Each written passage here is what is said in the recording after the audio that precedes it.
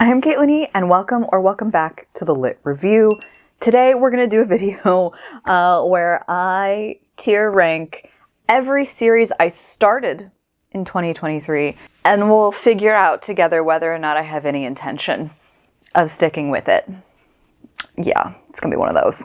Okay, so real quick, I do have a lot going against me right now. I decided to film this video in the early evening in Southern California, which means that the sun is practically gone. So I got next to nothing on the natural light front. It is also perilously close to my cat's feeding time, which means that they might start scratching at the door and trying to bust into this space. Also, I haven't had dinner yet, so I'm terribly sorry if my microphone picks up a rumbly tummy. Is what it is. We've all been there. So I am sorry, but also not that sorry if this video feels a little bit chaotic, because wow, is that the energy I actually want to bring into this thing. I set myself a goal last year in 2023 that I wanted to finish 5 series, because I am a chronic series starter and it takes me years sometimes to progress on a given series. And that has continued to hold true for me just as a person. Generally speaking, I was really proud of myself last year. I finished 8 series from start to finish, or at least caught up with them in publication order. And I was really feeling good about that. So I decided to count up how many new series I started. Not even how many series I had made progress on, how many I started. There are 35 that we're going to talk about today. I thought it would be really helpful for me to go through and tier rank them all with you, just so I could kind of let some of them go, you know? Like, I'm not actually going to finish all of these. Sometimes a taste test means you don't want to go back for seconds, and that's what I'm here to share with you today. We're going to do screen recording. I've made like my little list on Tier Ranker. I'll talk to you a little bit about each series or each book that I read from the series, and then why I'm ranking them the way I am. But let's get to it. I'm going to go through these in no particular order. I'm just going to make it happen. I've created 5 tiers. It's a pretty standard series of tiers. The ones that are the easy wins are the fuck yeah, I'm going to continue it, because it means dang did I really like this series and I want to keep going with it. I will prioritize these and probably get it done this year. The more please is my next highest tier. And that is going to be like, yeah, I do want to continue these. I will try to get to them. In my timeline, that could mean 2 years from now, and I could still say I'm really excited about it, but I would mean it the whole way through. And then there's the slow and steady, the ones that I think I'm likely to continue with, but if I read like a book every couple of years, I will consider that like great progress, because it's like I want to keep going, but it's not really a huge priority. And then the second to last tier is not really, like, there's a chance I could maybe pick up a book from this series at some point in my life, but it's not a priority. It's just not a priority. If it happens, skippy.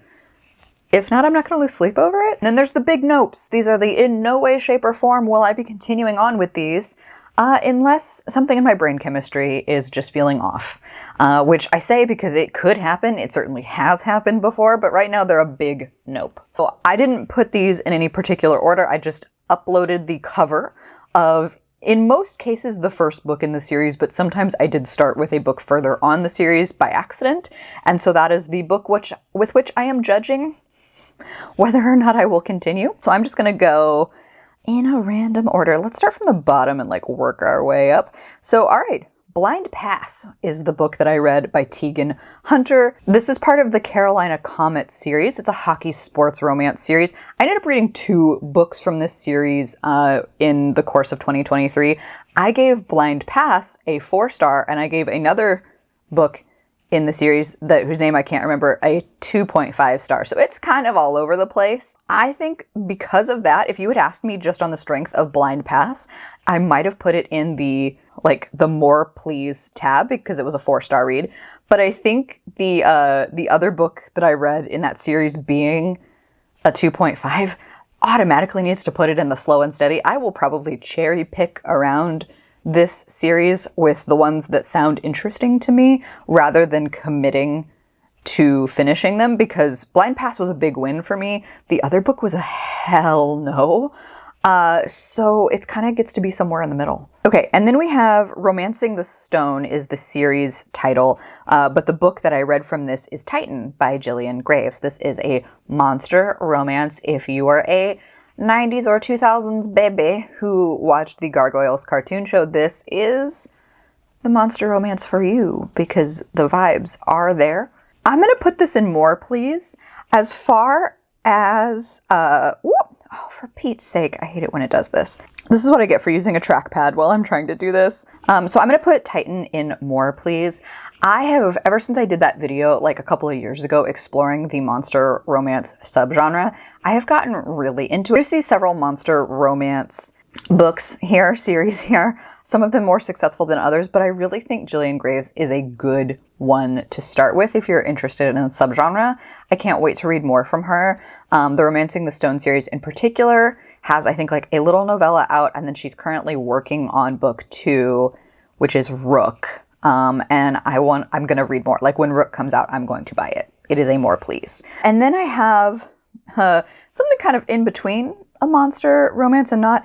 It is One Pucked Up Pack by Sarah Blue, and that is part of the Pucked Up Omegaverse. So it is a sports romance, but an Omegaverse sports romance with hockey as the center, obviously with the puck pun. And where did I put this when I did this list? I think it's gonna be, I enjoyed it. I had a good time. I think I gave it a 3 or maybe a 3.5 star.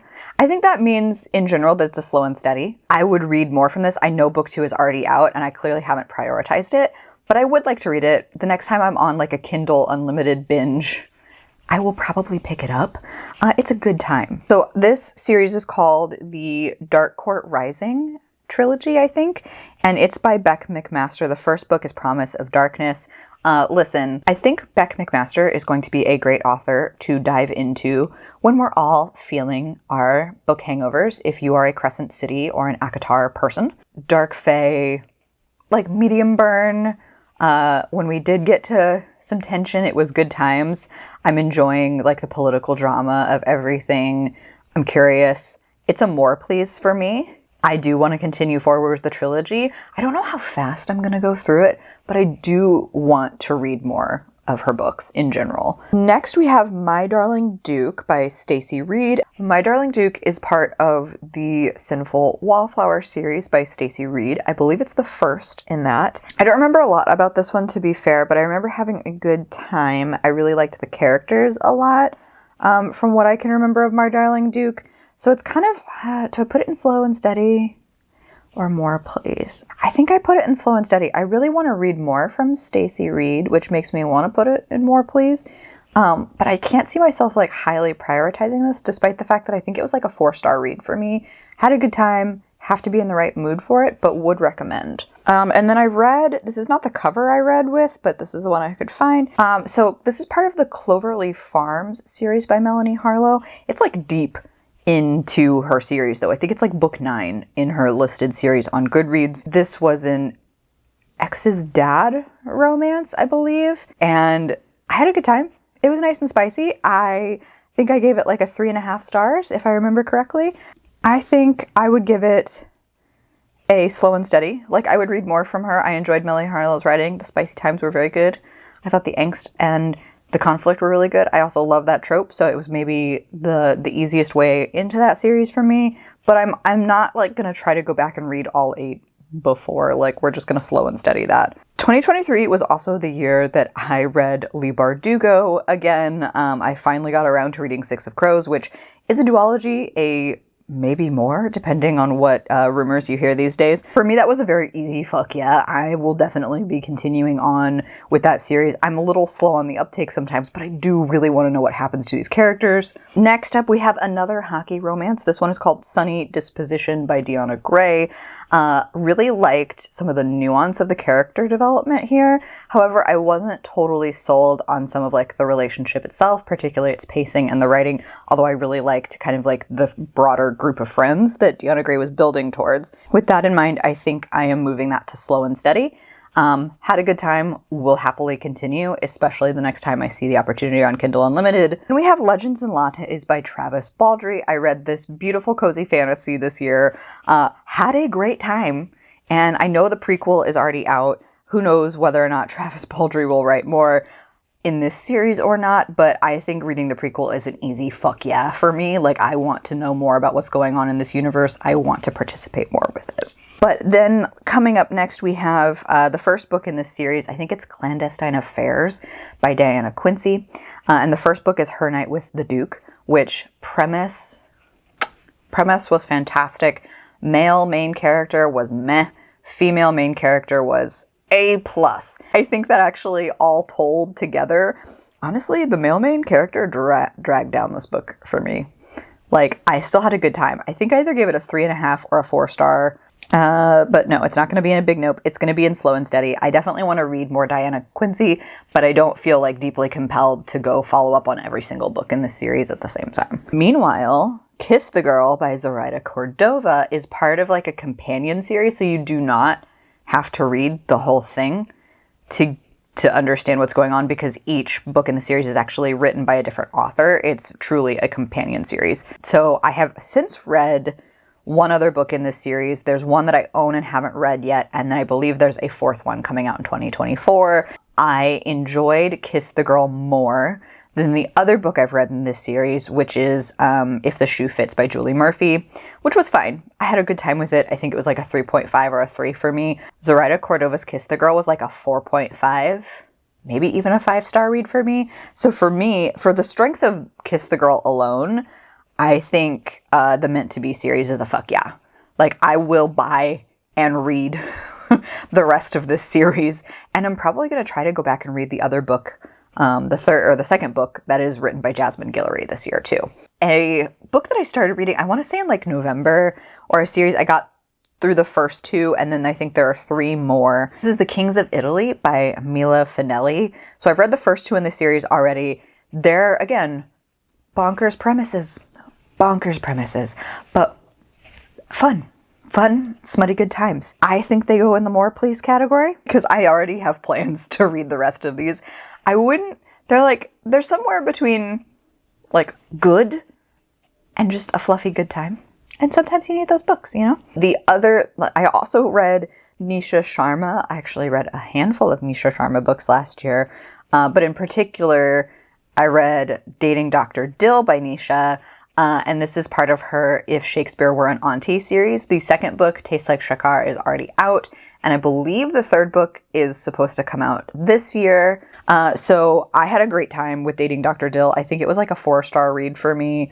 I put that in the category of more please, because I not only want to read more of that series, even have plans to hopefully read Tastes Like Shakar sometime in the next quarter, but it was really good and I had a great time, and I love a Shakespeare adaptation. So then the next one is the Twisted series by Anna Huang. I read 2 of the 4 Twisted series books this year. I read the first one, Twisted Love, and then the second one, Twisted Games.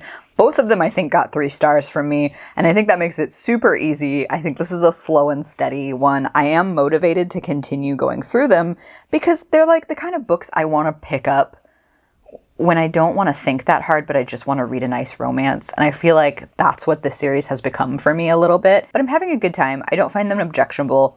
I'll get to them eventually. Next, we have this little novella called How Not to Date a Demon by Lana Cole. This is part of Lana Cole's Cautionary Tale series. I do believe I own the second book. The covers are so beautiful, which is initially what drew me to them. Which I'm justifying here because this is a not really. It's not that I found the writing bad. I just didn't feel like there was enough pacing involved. Like, I just didn't have time to care or get invested. The smut was good. It's not like I would object to reading more. Like I said, I already own book 2 in this series because I think I bought them together thinking, ooh, this would be a fun thing to read during like October. Honestly, that book just didn't wow me. So I probably will get to the other books in the series because I don't dislike them, despite the fact that I'm pretty sure I gave it a 2.5 stars. That's not a good rating, Caitlin. But I wasn't wowed by them, and that makes me really sad because I know Lana Cole and Catherine Moon, who I love so much, collaborate and are good friends, but like this just wasn't for me. Okay, next up we have the Carnal Cryptids series by Vera Valentine. I read this first book in, I think it's like Carnal Cryptids East Coast is its like title, and it's a monster romance. It is also As you will have seen by now, on my worst books of the year list, actually, as is How Not to Date a Demon.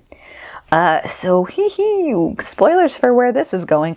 I have zero intention of following through on reading any more of the Carnal Cryptid series. Like, it's not that it was all bad, especially as a romance or erotica reader. I think it's really important to understand where your personal boundaries and where your personal kinks are, so that to the best of your ability, you can say, hey, this just isn't for me. It's not even yucking somebody else's yum. You can just be like, it's not for me. And I sometimes like to push myself on that and like try things that I don't think I'm going to like. And then, you know, if I don't like them, then it's like, hey, I learned something new about myself. It's not for me. And there were parts of this, because it's also a why choose polyamorous, polynot kind of book, which I love. I freaking eat those up. So I thought on premise, we were going to love this. It was going to be fantastic. What I brushed up against for me that I struggled with, and what makes it the big nope for me, is its relationship with blurring the lines of consent. So I can get down with a certain amount of consensual non-consent, like if there's a chat about it. And I think the characters ultimately get there where they do have a talk about it, but they have a little talk about it after it's already happened. And I was just like, no, you did this out of order, friends. I can't help you. So that's why it's a big nope for me personally. Continuing with the monster romance trend, this is the Mead Mishap series by Kimberly Lemming, book one of which I read this year, and that is That Time I Got Drunk and Saved a Demon. These are really fun novellas in like the cozy fantasy space. I had a good time, you know? Like, I enjoyed myself. The banter was right. The cozy vibes were right. It was good. Am I going to rush out and like prioritize reading them all in a row because the serotonin drip is so good? No. So I think they're slow and steady. I am very much looking forward to completing the series, but I'm going to do it in a really casual way when I just need a little pick-me-up. And I think the next book falls in that category as well. I read Mating the Huntress by Talia Hibbert as like a little October seasonal read, and that is part of Talia Hibbert's Monsters and Mates series. I believe it's like mostly novellas, but I could be wrong about that. There could be some full-length novels in there. I think that immediately goes into slow and steady. It's just, I needed a vibe, I needed a mood, and so I will continue to pursue that vibe and mood as needed.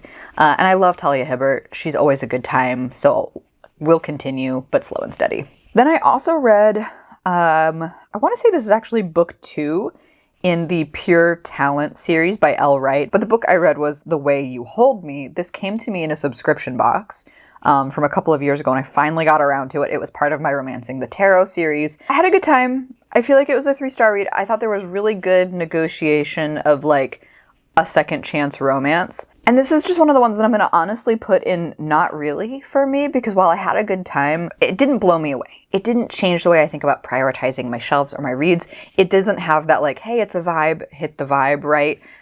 So I had a good time. I don't regret reading it, but I think it goes in the not really.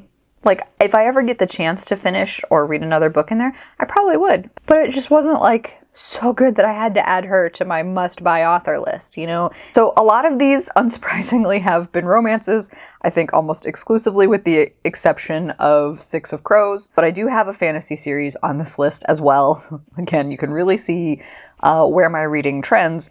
But I did read a novella in the Dead Djinn universe by P. Djeli Clark this year, and I had a great time. The world building and the atmosphere was so fun. I know that there's a full-length novel in this. I hope he continues to write in this universe. So I'm going to say more, please, for The Haunting of Tram Car 15. I actually hope I can kind of get that, the larger book, in a TBR this year, so I want to read more from him. Then sometimes I feel drawn to give like an iconic series that I've never tried a go, and I did that last year with Nalini Singh's Psy Changeling series. I went back and read the first one in the series, and that is Slave to Sensation. And I feel like this is a easy, slow and steady for me. I will absolutely continue to read this series. One of the things I said about my 2024 goals is I want to use the library more. So for me, what that also means is that some of these slow and steady books, maybe I don't have to buy them. You know, like maybe I could just borrow them from the library, and that would be great because I don't need to own all of these books that are in the slow and steady category, you know? Like I do want to continue on with the Psy-Changeling series, but there's so many of them and I don't have the shelf space for a giant series like that. So I think that's a slow and steady and a good use of my potential library in the future. And then I want to say in like February of last year, I read Radiance by Grace Draven. That is book 1 in the Wraith Kings series. It is a very, very easy fuck yeah. I have like the other fancy edition is like back here on my shelves. I want to read it real bad, hopefully this year. I also read It Happened One Summer by Tessa Bailey, and that is part of a duet. I believe it's the Bellinger sisters. So I crave Tessa Bailey when I want like a comfort read that's like going to be silly and spicy and fun. So I think, again, it's a little bit of a vibe, but I do tend towards comfort reads sometimes. So I think more please. Like I already own the second book. I will definitely be reading that when I need kind of like just a good thing to pluck off my shelves. This is another one that I tried for the first time this year, a new author to me, and that is Naima Simone. This is, I think, The Sweetest Taboo, and this is kind of like in that novella length, but Sin and Ink was what I read, and oh boy, this was a good time, friends. It really, really was. We're going to put it in more, please. I will be tracking down more Naima Simone, and I love a taboo or forbidden romance. This one was about a tattoo artist, former MMA fighter, who has been in love with his brother's now widow for a while. And they, like, it's been years since the loss of his brother, but they finally happens. So beautifully plotted, so beautifully written, and wow, was the spice good. So yeah, that's a more please for me. Next, we have Regine Abel's The Mistwalker. So I did read that because it came in my Renegade Romance box. I'm sadly no longer subscribed to that, but that's more of a budget thing for me than a reflection on the service itself or what I'm about to say. So I know Regine Abel's like actually super popular in the like monster romance community. I did not enjoy The Mistwalker. So her series, The Mist, is a big nope for me. Again, you'll have seen my rant on this in my worst of the year. So I'm not going to go any further, but it just wasn't for me. I did not actually care for the heroine at all. So she was my problem specifically. So I actually have 2 Courtney Milan series on here that I started in 2023. The first one we'll talk about is her historical, and that is the Turner series. So what I love about Courtney Milan romances is that she always twists something in a way that you're not quite expecting. And I think that's what makes her a great author. However, she is also an author that takes a while to complete a series, which I will talk about more with the other book that I read from her. I do believe there are other books already out in the Turner series, so I think for both my interest and her pace as a writer, she's going to be a slow and steady one. She is an author that I am borderline auto-buy for because I just adore her premises, her writing, her character development, but it's going to be a slow and steady because if I overly anticipate, I'm going to drive myself nuts. Then you're going to see another couple that I talked about in my best of list that I will link above and below if you want to check out either of those videos. But Puck Me Secretly by Odette Stone is, I think it's the Vancouver Wolves series by Odette Stone. And I want to say this is book number 1. And on the strength of the bananas premise of Puck Me Secretly, I do very much think this is a more please for me. I am likely to be a little closer to slow and steady in my progression of it because I don't, despite the fact that there are a lot of hockey romances on this list, I don't always crave a sports romance or a hockey romance. I just was clearly in a mood. But the next time I'm in a mood for a sports romance or a hockey romance, Odette Stone's gonna be up here. She's occupying some brain space. This one is gonna hurt me because I did mention it in my best of. It is a hidden gem. It is on Kindle Unlimited, but I warn you now, the author has said that this is a 6-book series. She has only published 3 of them as of the filming of this video, and there is a novella. I have finished books 1 and 2. I am restraining myself from reading the novella and book 3 because then I will be out of the books and just frothing at the mouth for more. So this is a fuck yeah for me, because I will definitely be consuming more of these. But this is the Viking Omegaverse series by Lynx Robinson, I think. It's either Lynx or Lynx. I think it's Lynx. Like one of the last books I read in December, I'm kind of obsessed with it. It is an Omegaverse romance. It is a, like, I don't want to call it actually a slow burn. It's like a slow burn-ish, because there's a lot of sensual stuff going on in book one. Everything but traditional on the page sex in book one. It is a very spicy good time. The world building is really great. The writing is fantastic. If she wanted to just put out the rest of the books, I would probably consume them in a week. Then I also started the Windy City series during 2023, the first book of which is Mile High by Liz Tomford. I started the series because of Kaylani and her book club. I think it's a more please for me. I had such a good time with this series. I thought it was really well written. The spice was great. The character development and their journeys and arcs was great for a romance, another sports romance set in Chicago. This one was also hockey. Yeah, also hockey. Clearly in a mood. But I don't think the whole series is hockey, for the record. I'm pretty sure book 2 is basketball. So next up, I have something else I just stumbled upon on Kindle Unlimited. So this is the Glass Queen series by Shalon Johnson. So if you enjoy a why choose situation, if you enjoy fairy tale retellings, I think this series would work for you. I'm kind of on the fence about this one. I don't know. Do I want to put it in not really? Do I want to put it in slow and steady? Because I enjoyed myself. I had a good time. I gave it like, I think a 3. It was a great thing to randomly stumble across. I'm not really prioritizing it though. Like I read that at the very beginning of last year and I didn't make any progress on it throughout 2023. So I think again, it falls into the category of not really, because if the mood hits or I find my way potentially into a reread, I could see a world in which I'd be really captivated by it. The premise was fun. The smutty good times were there. But with so many other series that like captured me on some level, I just think it's like a not really, but it's not a bad thing. It's more of just like I'm sorry, there's just too many other cool things out there. All right, next up we have the California Cowboy series by Rebecca Weatherspoon. I randomly ended up reading book 2 first in this series, but I have all 3 of the trilogy. Book 2 is If the Boot Fits.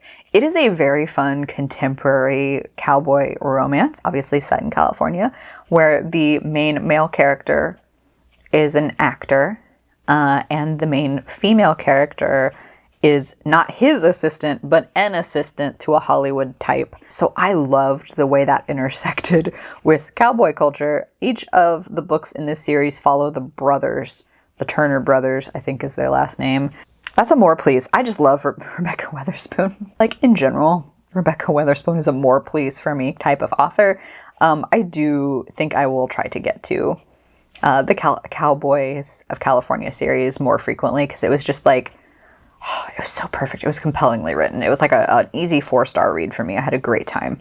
So I also read Throttled by Lauren Asher last year, and that was part of the Dirty Air series. It's book 1 in the Dirty Air series. I picked this one up because several of my friends are like really into Formula One racing. I have not currently got sucked into that world, but I was like, I'll give it a romance novel read. And I had a good time with this. It was my first Lauren Asher as well, despite the fact that I know she has several popular series out. And I think Throttled was a very easy, slow and steady for me. I would like to read more. I really enjoyed the setting. Again, spicy good times for spicy good times. But I think it's a slow and steady. I will likely pick these up, but it's not urgent.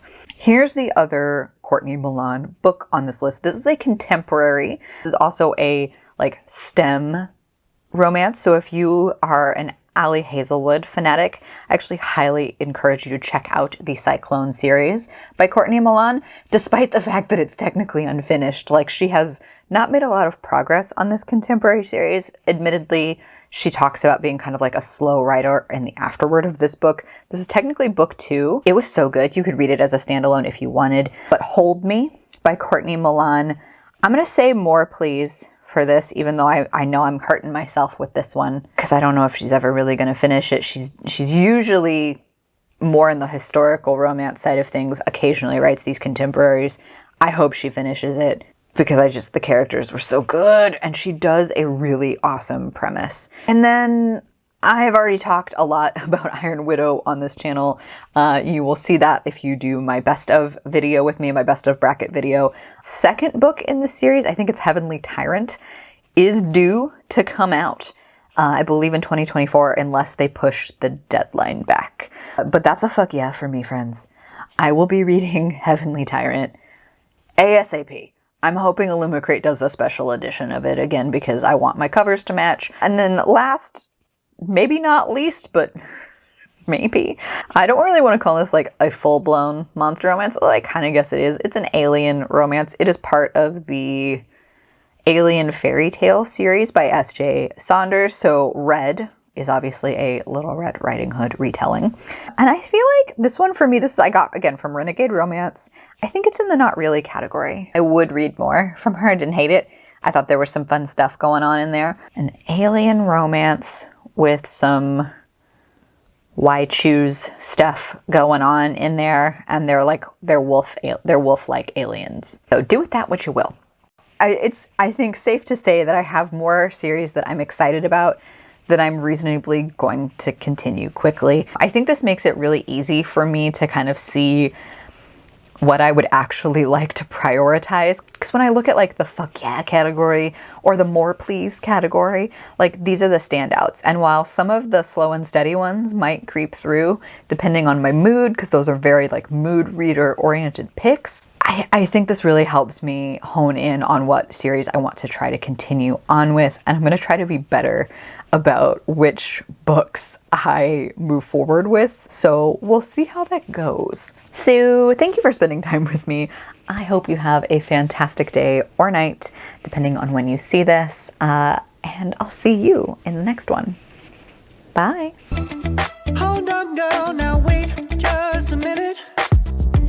I've got something to say, you should hear it. Oh, I'm happy to make time for your feelings.